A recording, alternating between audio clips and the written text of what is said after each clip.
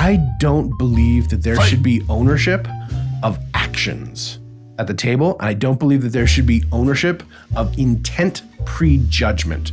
Let me talk about what that is. Unpack that, please. So, for instance, I don't believe that the quote-unquote pickpocket or the lock picker should be the only one if we have a wizard that joins the party who knows knock or whatever, and he's like, I can take care of that.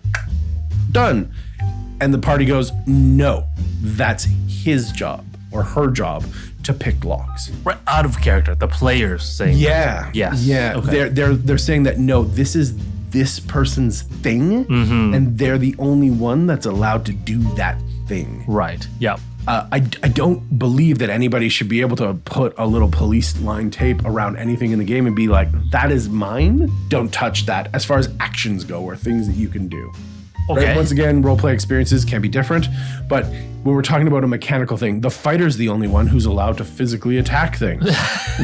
What? We just That's my thing. aren't allowed to use weapons at all in this game? Bard, just talk. Yeah, the bard's No one else gets to talk to anyone. Yeah. Except me. That's communicating.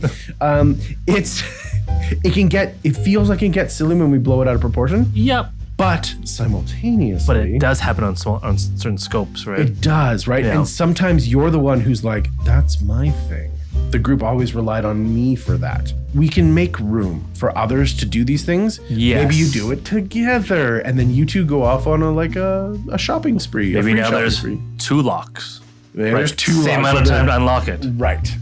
So what are you gonna do? And the wizard's like, I'm done mine. How about you? And you're like, I need another 9 minutes and 54 seconds. Maybe the rogue's like, done. The wizard's like, nom, nom, nom, nom, nom, nom, nom, nom, nom, trying to unlock it with this. Is that evil magic? Are you doing dark magic? Stop doing Finger of death does not work on objects. So when we're doing this, I also don't think that we should just prejudge people and what their intent was. Oh, the wizard is casting knock to not allow the thief to open the lock. Right. No, they were just trying to be helpful. They were just trying to do a thing, and they took that spell specifically so that when you're being chased by orcs or you're being chased by dragons or whatever, you gotta get out and we're done. We're out of here. It just so happens that it's the end of the day and they can spend some spell slots. Whatever the reason is, let them, make room for them, and then bring them into the fold, kind of like a slime Tetris, right? Make that space, let them fit into it, and then wipe the line Slime together. Tetris. Slime Tetris. It's there's no space for that block here, Bart. there is now.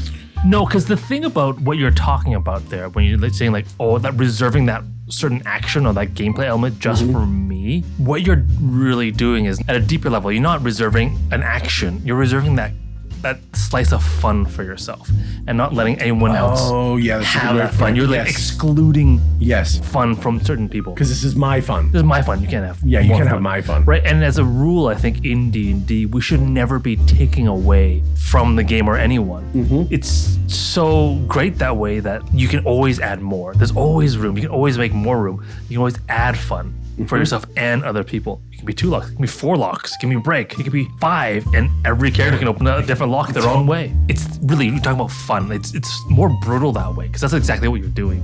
You're not allowing someone to have fun that they want to have.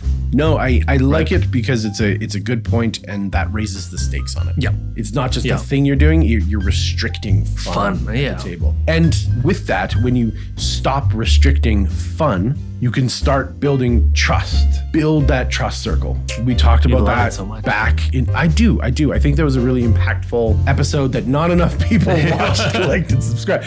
Episode 24 was our trust episode. That's where we talked. How do you always know the numbers? Anyway, sorry. I'm a DM. That's how. Jump into 24, go check it out, because this is where we talk about how to build that trust and what it takes to kind of go out on those branches and build it, and allowing people to be cool, even if that's a thing that you did and was cool. It's okay for them to do that.